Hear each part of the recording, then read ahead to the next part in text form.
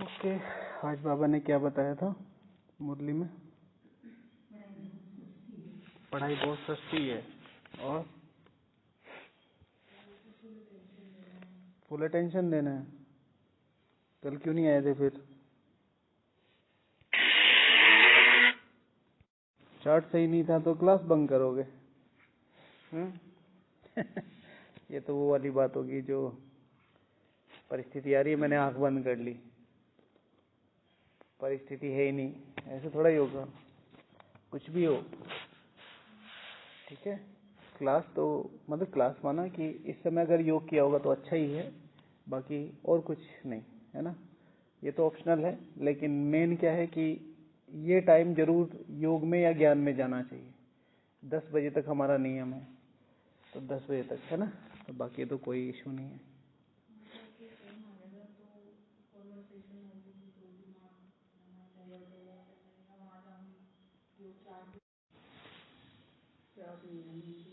हाँ, मुरली याद नहीं? क्या किया फिर? बाबा ने कहा बड़ी नदी बनना है। हाँ, कोई छोटी नदी है, कोई बड़ी नदी है, कोई तालाब है। हाँ, तो बाबा ने किस लिए बोला ये सारी चीजें? और क्या बोला?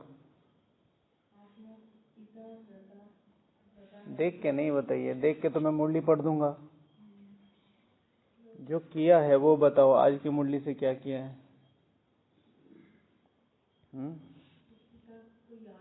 आज बाबा ने कहा था तुम मास्टर ज्ञान सागर हो, सब एक जैसे तो नहीं होते।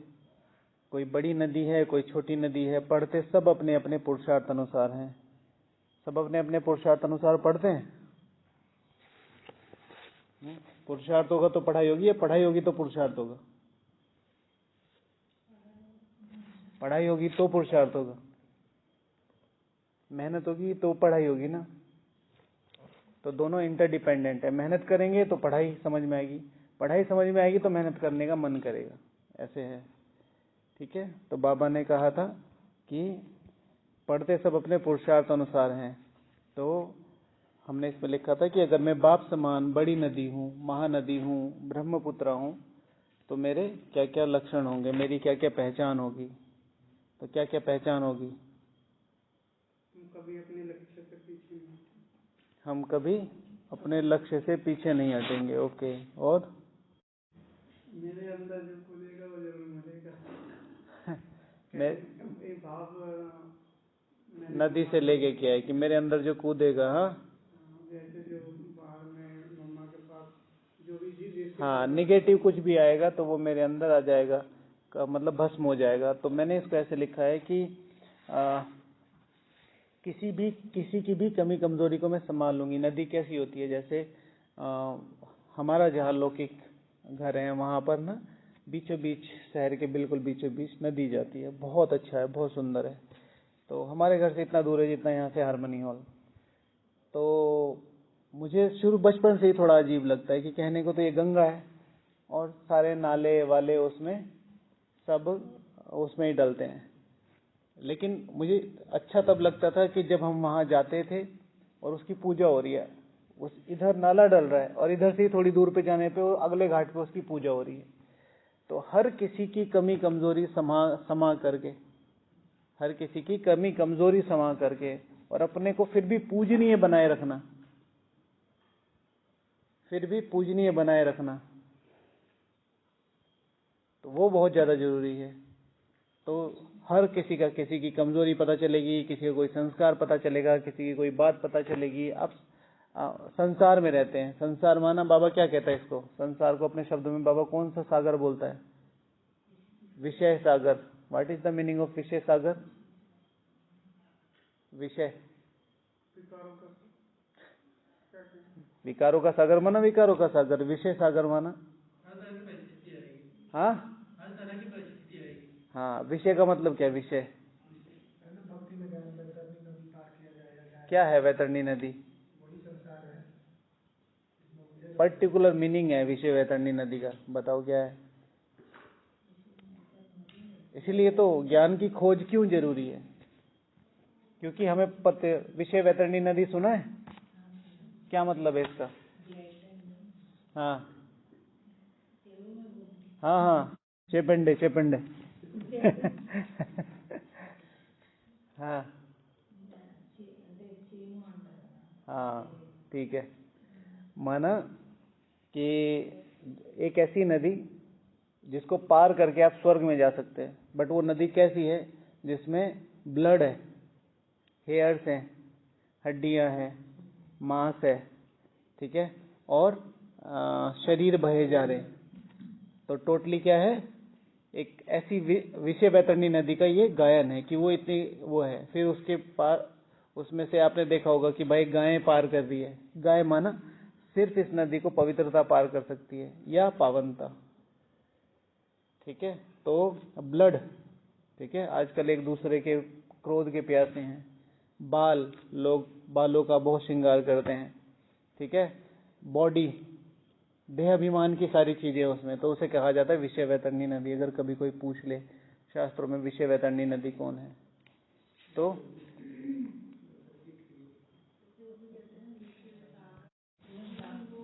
हाँ हाँ, आरती में ही, आरती में विषय सागर नहीं है। हाँ, विषय विकार मिटाओ पाप हरो देवा। हाँ, वही उसी पे ही आ रहा था। तो ये है विषय वैतरणी नदी। तो विषय माना साधन, विषय माना टेम्पटेशन, विषय माना आकर्षण। हर तरीके की जो भी आपकी इच्छा है उससे रिलेटेड हर चीज मिल जाएगी, जिसकी जो इच्छा है। तो ये सारा संसार उससे रिलेटेड है, राइट। तो इस तरीके की, तो बाबा किसी की भी कमी कमजोरी में संभालूंगी। तो मैं ब्रह्मपुत्र हूं, तो कोई भी मेरे अंदर कितना भी किचड़ा डाले, किसी के प्रति भी, मेरे प्रति भी, समय के प्रति भी, यज्ञ के प्रति, सेंटर के प्रति, तो मैं उसे संभालूंगी, इधर उधर नहीं। जैसे कई बार ऐसा हो जाता है कि हमें दूसरे की कमी कमजोरी का पता चल जाता है।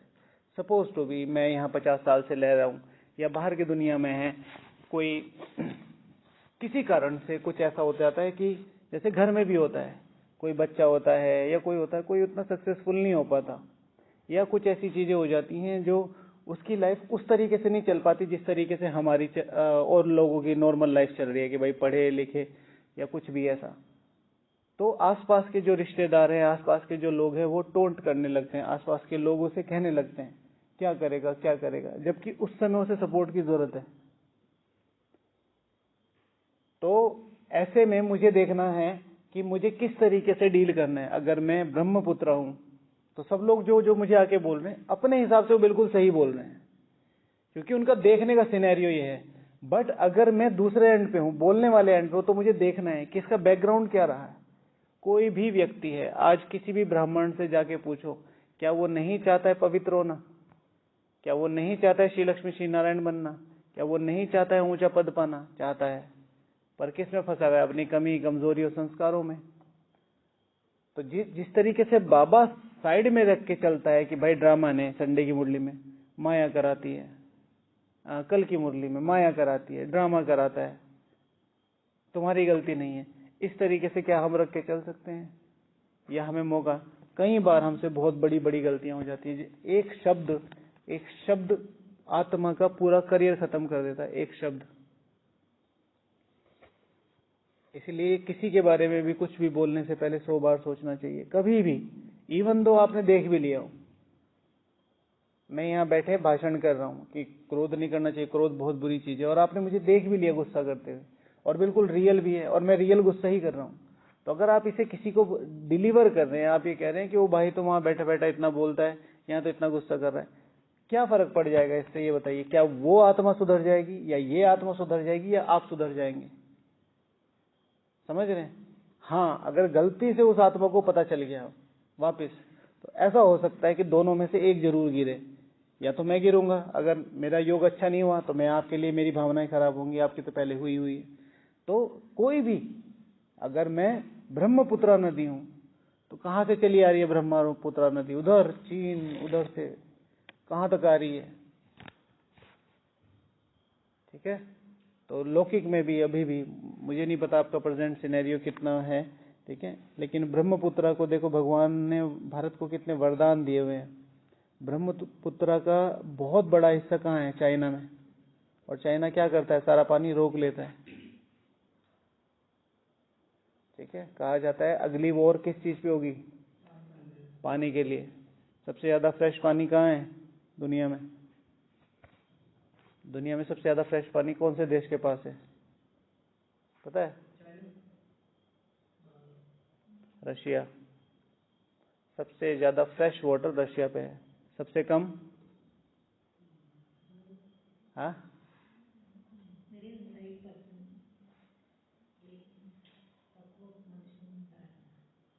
Not getting you, you can speak in English. China के पास है सबसे कम फ्रेश वाटर। इसीलिए क्या करता है, चाइना उसे रोकता है पानी को।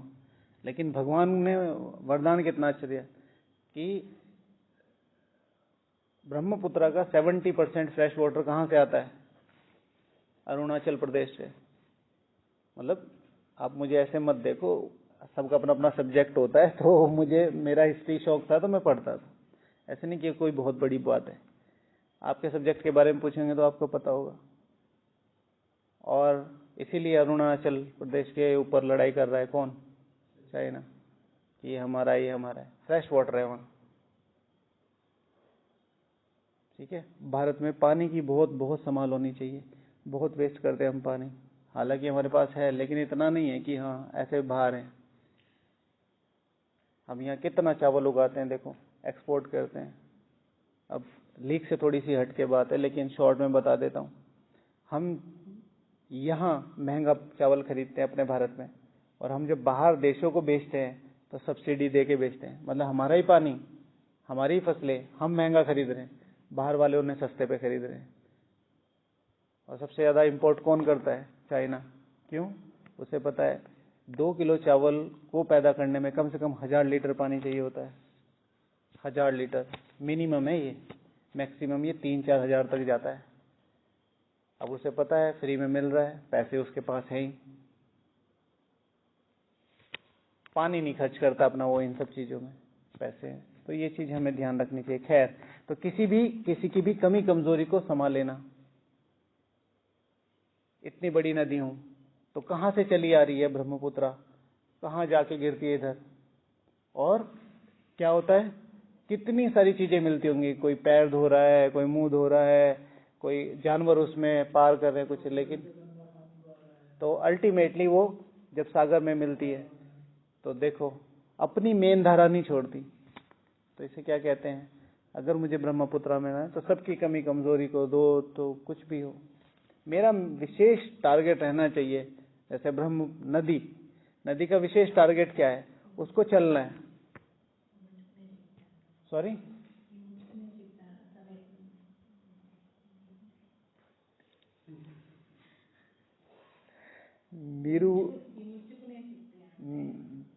మీరు ఒళ్ళే అన్నారు, दैट्स ऑल। तो किसी की भी, हाँ, नदी बहते रहना तो वो सारी संभाल लेती है। तो वो सागर के विशेष में है वैसे तो कहाँ पे थे हम? हाँ, नदी। तो वो क्या करती है? बहती रहती है, बहती रहती है, बहती रहती है। और उसकी सबसे बड़ी स्पेशलिटी क्या होती है? चुप रहती है, चुप रहती है। तो अगर मुझे महानदी बनना है, बड़ी नदी बनना है, कितना ही लंबा सफर मैंने तय कर लिया हो, मुझे चुप रहना है। अगर मैं बह रही हूं तो लोगों को पता है ये पूजनीय है, खासतौर से भारत में बहने का नियम है। फिर हाँ, तो बहने का नियम ये है कि वो पूजनीय है, तो मुझे बहते रहना है। तो बहते रहने का मतलब है अपने नियमों को करते चलना है। किसी ने ब्रह्म भोजन बुक शुरू की, तो उसमें, हाँ, तो उसमें दीदी ने बोला था, रानी दीदी ने, नियमों का बहुत बल है। आपके है ना? तो उनका है उनमें, तो उसमें कि नियमों का बहुत बड़ा बल है, नियम कभी नहीं छोड़ने चाहिए। ये हमें पार लगा देते हैं। बहुत, मतलब मुझे तो बहुत अच्छी लगी ये बात। इसलिए कभी भी, चाहे योग लग रहा हो नहीं लग रहा हो, कभी भी मुझे थोड़ा भी ड्राउजीनेस आ रही हो, मैं जाके जरूर अपना रूम छोड़ के जरूर, चाहे अमृत वेला शाम का हो कुछ भी हो, जाके जरूर बैठ जाता हूँ।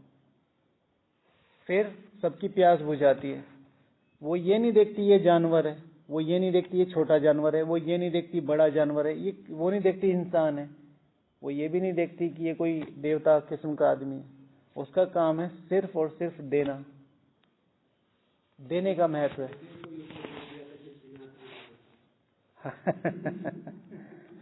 ठीक है, तो देना। तो मुझे ये फर्क नहीं पड़ता किसका पुरुषार्थ कैसा है, मेरा एकमात्र कर्तव्य है कि मुझे सभी को देना है। शिव भगवान वाच है, अव्यक्त महावाक्य है, कुछ भी नहीं दे सकते अभी, मेरे ख्याल से 2-3 महीने भी नहीं हुए।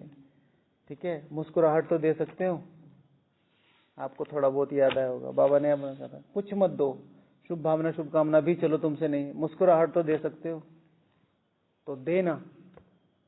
और सबसे बड़ी बात जो सबसे अच्छे पुरुषार्थों में से मुझे लगता है कि मुझे जो अच्छा लगता है कि जो कोई भी जैसा भी कर रहा है वो उसका पार्ट है ना। बाबा का सबसे ऊंचा पुरुषार्थ क्या है? बाबा का तो कोई पुरुषार्थ नहीं, फिर भी अब पता तो है सबके बारे में। अब हमें एक दूसरे के बारे में नहीं पता, तो आराम से हम देख रहे हैं कि भाई हमारा फेस है पुरुषार्थी वाला, तो हम सबकी, अगर हम सबको एक दूसरे के बारे में सब चीजें पता चल जाए, बैठेंगे एक दूसरे के सामने। भगवान, उसके बाद फिर बैठना अलग, फिर शुभ भावना, शुभ भावना छोड़ो, फिर शक्तियां, फिर अपना सब कुछ। तो बाबा को कभी अपने एंड पे, बाबा के एंड से देखा करो, कितनी ताकत लगाता होगा भगवान। तो अगर मैं महानदी हूं तो क्या करूंगा? कोई भी है सबकी प्यास बुझाता चलूंगा। ठीक है, सबके लिए खुशी का साधन बनूंगा। एक तो प्यास बुझाना है, लेकिन खुशी का साधन। हर कोई आके नदी के पास, शीतल जल के पास क्या होता है? बैठता है। हमने जैसे बताया लौकिक में, शहर में नदी है, नहर है। नदी और नहर में अंतर पता है क्या है? नहर छोटी होती है और नदी, what is the definition of नहर एंड नदी? गांव से होके जाती है वो नहर है, कुछ भी। वो बहती नहीं है, वो एक जगह इकट्ठा रहती है, नदी बहता है। कुछ भी मतलब कहाँ से निकालते तुम ये? मतलब नहीं नहीं, ऐसा कुछ नहीं। हाँ हाँ हाँ, कहाँ से निकाला जाता है? गंगा नहर है। ओके, चल, हाँ नदी है। हमारे एरिया से जब गंगा होकर निकलती है तो उसको नहर बोलते हैं, है वो नदी। अब बताओ उसी नदी को नहर क्यों बोला जा रहा है? तो नदी कहाँ रुक जाती है? अच्छा, नदी मन जैसे आप लोगों ने बताया नेचुरल, तो उसका कोई सोर्स होता है। ठीक है, जैसे हमें कहते हैं कि यमुनोत्री और गंगोत्री गंगा का सोर्स है, इन एक्चुअल है नहीं, फिर भी शास्त्रों में माना जाता है क्योंकि वो 5-6 धाराएं मिलके बनती है। नहर खोदी जाती है पहला, दूसरा कहीं छोटी धाराएं मिलके उस एक बड़ी नहर को बनाते हैं। तो जो ऊपर से आ रही है हरिद्वार तक उसको बोलते हैं गंगा नदी। गंगा के बाद गंग नहर बोलते हैं उसको। तो गंग नहर क्यों बोलते हैं? क्योंकि कई जगह छोटी जो धाराएं, हरिद्वार में ही 5-6-7-8 छोटी धाराएं, उन सबको मिला के वो पानी को एक चैनलाइज कर दिया, इसलिए उसको गंग नहर बोलते हैं। ठीक है, तो सभी के लिए खुशी का साधन बनूंगी। तो जैसे होके जाती है तो सब लोग शाम को आ जाते हैं, सबके घर पास ही हैं, कॉलोनीज बनी हुई हैं, तो सब शाम को आ जाते हैं, खासतौर से गर्मियों में। वो बहुत ठंडा पानी होता है, जैसे बर्फ का पानी होता है, तो सब पैर डाल के, छोटे बच्चे स्नान करते रहते हैं, छोटे घाट बने हुए, और बहुत अच्छा लगता है, थोड़ा फ्रेंडली सा माहौल है। अब तो पता नहीं क्या हो गया होगा, लेकिन पहले बहुत ज्यादा था। तो एक तो सबकी प्यास बुझाएगी, लेकिन दूसरा सबको क्या देगी? खुशी देगी, शीतलता देगी। तो इसी तरीके से आप जहां पर भी जाएं, कैसा भी वातावरण हो, कोई आपके अंदर पैर दे के बैठेगा, ईगो, हाँ, कोई आपको पूजेगा, सम्मान देगा, कोई आपके अंदर फूल डालेगा, कोई कंकड़ भी डालेगा, लेकिन आपको सबको सिर्फ खुशी और सम्मान देना है, खुशी और शीतलता देनी है। ये फिर हाँ सागर से हमेशा जुड़ा। हाँ, नदी का फाइनल सोर्स क्या होता है? सागर। हाँ जी,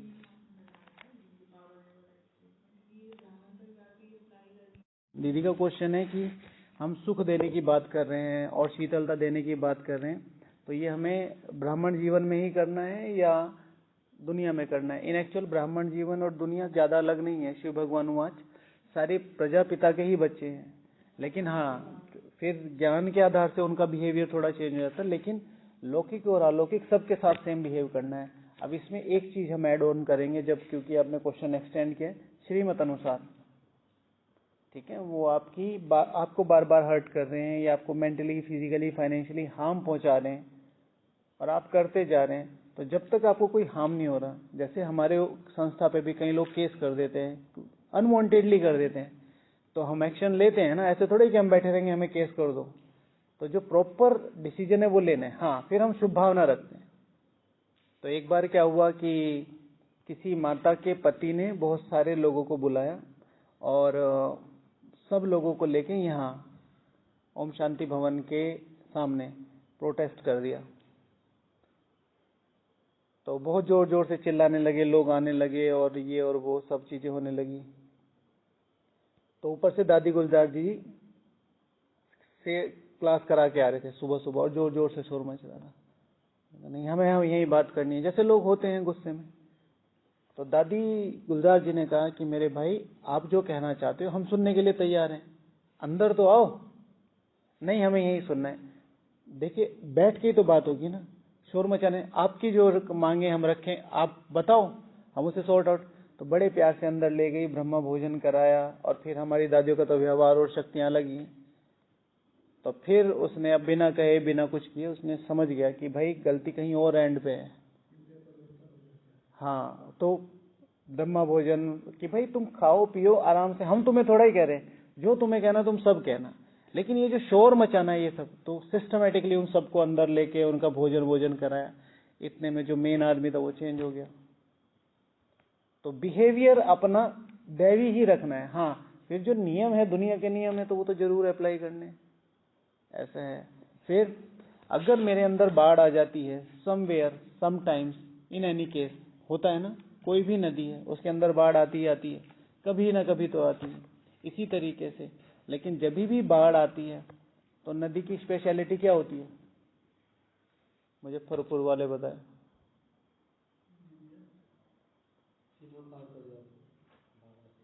नदी तो नदी है, सीमा तो पार कर जाती है। नदी की क्या विशेषता हो जाती है? जब आपके यहाँ नदी में बहुत आती है ना, उधर बिहार में बहुत आती है, क्या फायदा होता है? हाँ, ठीक है ना, खेत वेत में पानी नहीं, ये मेन पॉइंट। जब भी नदी में बाढ़ आती है तो अपने साथ बहुत सारी गाद लेके आती है, मिट्टी लेके आती है, उपजाऊ मिट्टी लेके आती है, क्योंकि पानी एकदम से फोर्स मारता है, तो नीचे की मिट्टी भी ऐसे रिफ्लेक्ट होके आती है। तो वही फसल जो 3 महीने में होती है कहलगांव में, बिहार कहलगांव का नाम सुना है? सुपर थर्मल पावर प्लांट है वहाँ, बिहार में नहीं पता? हाँ, भागलपुर के पास। तो वहाँ कोसी आती है, तो कोसी हर साल बाढ़ आती है। तो लोग कहते हैं बाढ़ ना आए, वहाँ के लोग क्यों चाहते हैं कि बाढ़ आए? क्योंकि एक तो बाढ़ के पैसे मिलते हैं, दूसरा क्या होता है कि जब भी कोसी आती है तो वो 2-3 दिन में उतर जाती है। तो वो सारे क्या करते हैं, उनके सारा नदी का पानी, वो तुरंत उसमें क्या डालते हैं, मक्का डाल देते हैं। 1 महीने 1.5 महीने के अंदर मक्का पूरा बड़ा बड़ा फुल हो जाता है, फुल, और वो सारा एक्सपोर्ट होता है। तो वही उधर से पैसे मिल रहे हैं, इधर से फसल तैयार हो रही है, तो उनके लिए वो अच्छा है। सब जगह ऐसा नहीं होता। सब जगह ऐसा नहीं होता है। मैं तो हमारे इधर होता है जो अब मैं दूसरी बात पे आ रहा हूँ, ये तो मैं वहां था इसलिए बता रहा हूँ। 10 साल से कुछ नहीं हुआ। लेकिन नदी अपने साथ उपजाऊ मिट्टी लेके आती है।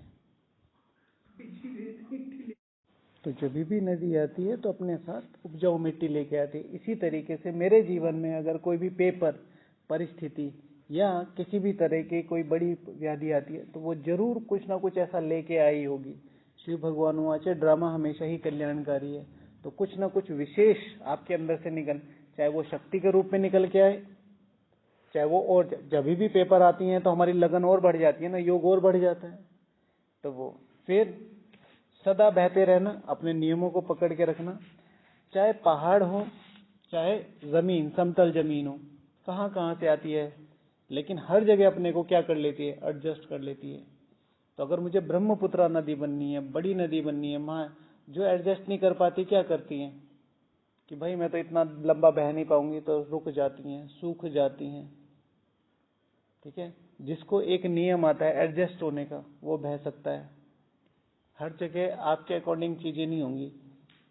बहुत सारे लोग यहाँ के, जैसे रूम में भी कई बार होता है, कुछ लोग कहते हैं इस तरीके से करो, उस तरीके से करो। कभी अपने रूम में किसी भी तरह का नियम जरूर होने चाहिए, नियम बहुत ज्यादा जरूरी है।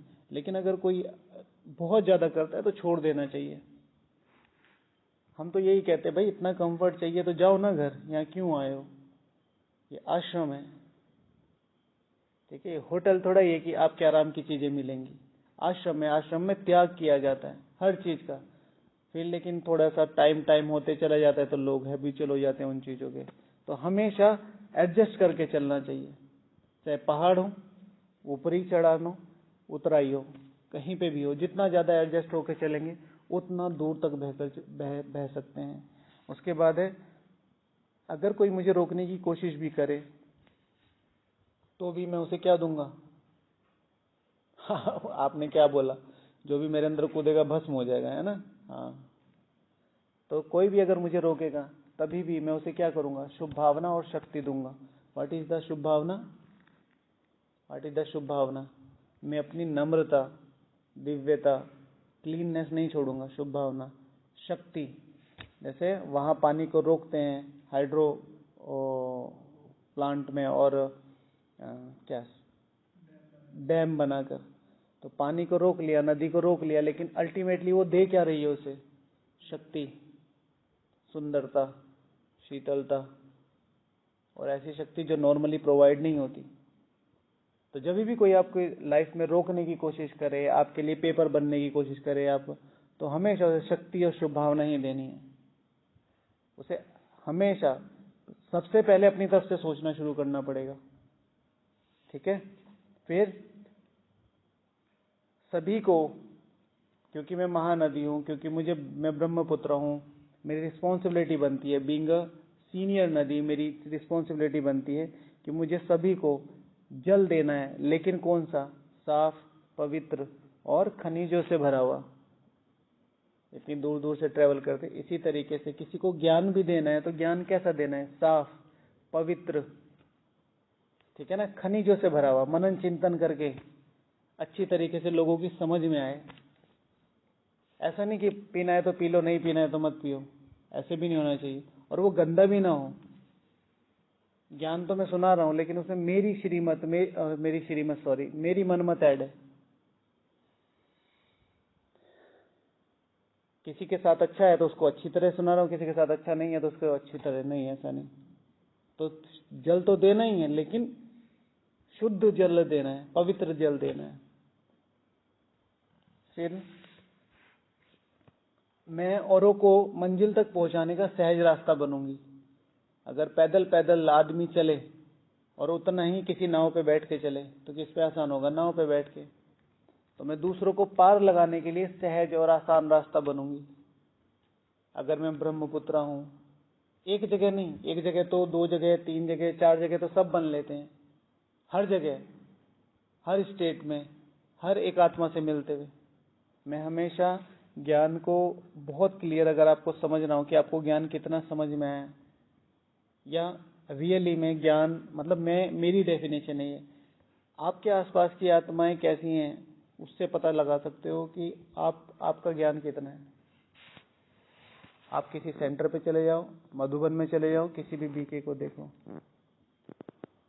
वो अपने आसपास ऐसी ही आत्माएं ले हो जैसी वो खुद है, ये सबके साथ है।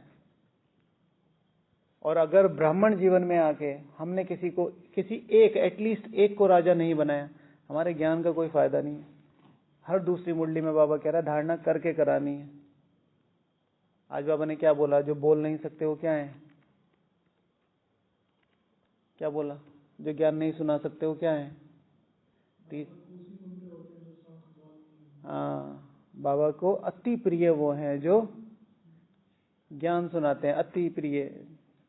तो ज्ञान सुनाने का मतलब ये नहीं जैसे मैं वर्बली सुना रहा हूँ, अपने व्यवहार से भी सुना सकते हैं। आपको देख के लोगों को ये प्रेरणा आ रही है कि इस जैसा पुरुषार्थी बन रहा है। ये कभी बोलता नहीं है, ये कभी चालता नहीं है, बट इसके लक्षण, इसकी स्माइल, इसका चेहरा सदा खिला हुआ रहता है। मैंने इसे कभी किसी से लड़ते नहीं देखा, मैंने इसे कभी इधर उधर बैठे नहीं देखा। दिस इज ऑल्सो ज्ञान। हाँ, फिर बाबा वहां पर्टिकुलरली बोलने की बात ही कर रहे थे। ओके, तो हमेशा इस चीज का ध्यान रखो, क्योंकि मैंने यहाँ पे भी देखा है, बाहर भी देखा है कि अपने आप तो लोग बिल्कुल सही चल रहे हैं, बहुत अच्छे चल रहे हैं ज्ञान में, योग में, धारणा में, सेवा में, लेकिन जो उनके आसपास का है, उनके निमित्त है जो भाई, वो बिल्कुल उल्टी दिशा में चल रहा है। तो आपके ज्ञान योग का क्या फायदा है? और जबकि मैं यहाँ रहता हूं तो मुझे ये पता है कि हर किसी को बनाया नहीं जा सकता, लेकिन हाँ, चेंज किया जा सकता है। बाबा भी तो हम पे मेहनत ही कर रहा है भाई। मेरा तो सीधा सा लॉजिक है, अगर बाबा को 8 छांटने थे तो शुरू में आके 8 छांट लेता।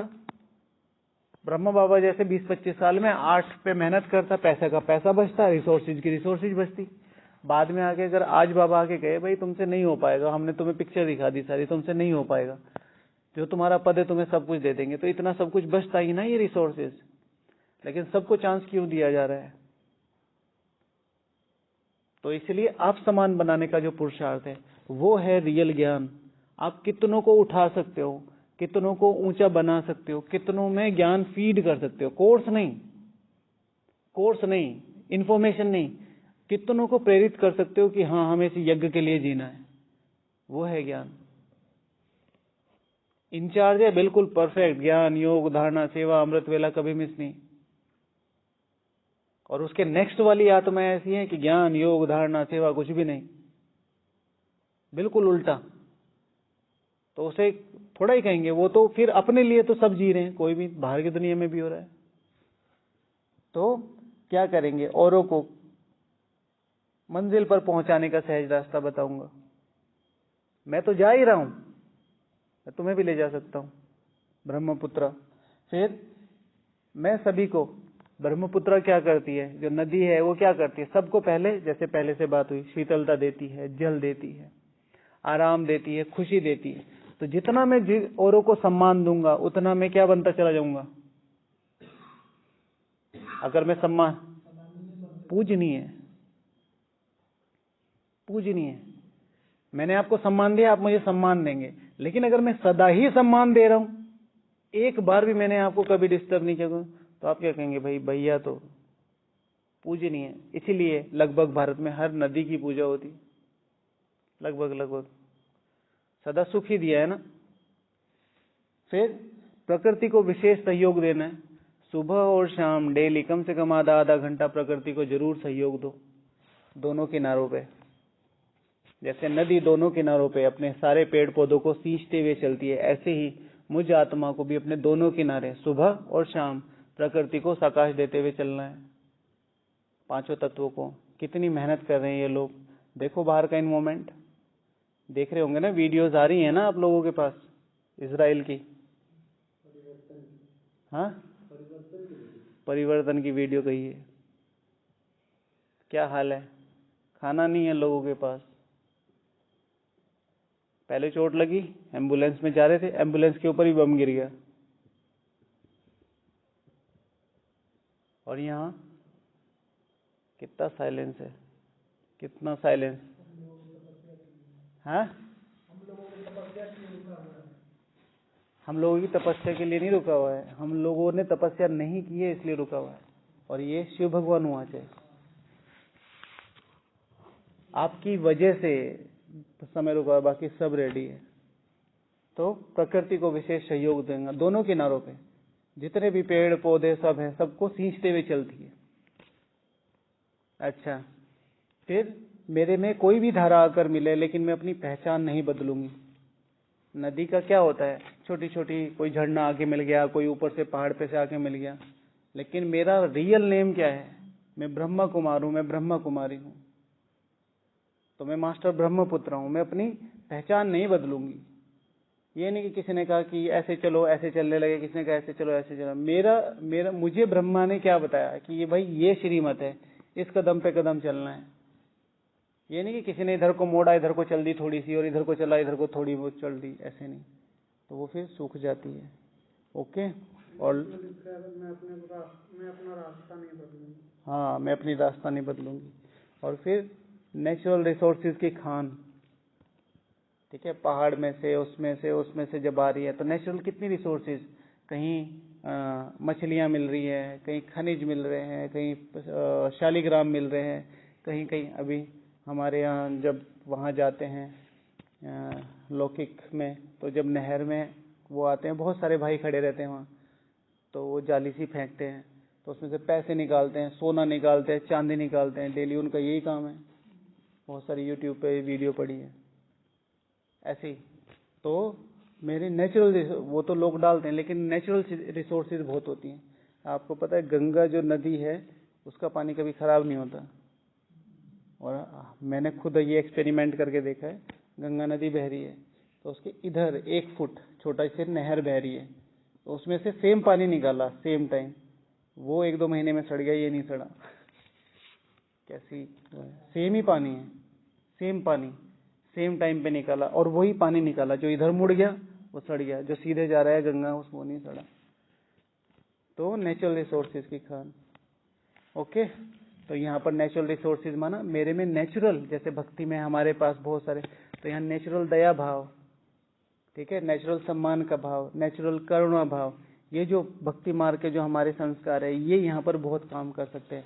नेचुरल नियमों का भाव, ठीक है, तो नेचुरल रिसोर्सेज रहेंगी तो बाबा थोड़ा सा भी डालेगा तो बहुत आउटपुट बन के निकलेगा। एक मैंने लिखा है जो बड़ी नदी छोटी नदी की भरते, छोटी छोटी नदियाँ के भरते। हाँ, छोटी छोटी नदियों को भरते रहेंगे, ये भी अच्छा है। जो बड़ी नदी है वो छोटी छोटी नदियों को भर के चलती है, तो उससे क्या होता है, बहुत बड़े एरिया में सिंचाई हो जाती है ना। देखा होगा ना, सबने छोटे छोटे रजवाए निकलते हैं। ओके, फिर कल मिलेंगे। ओम शांति।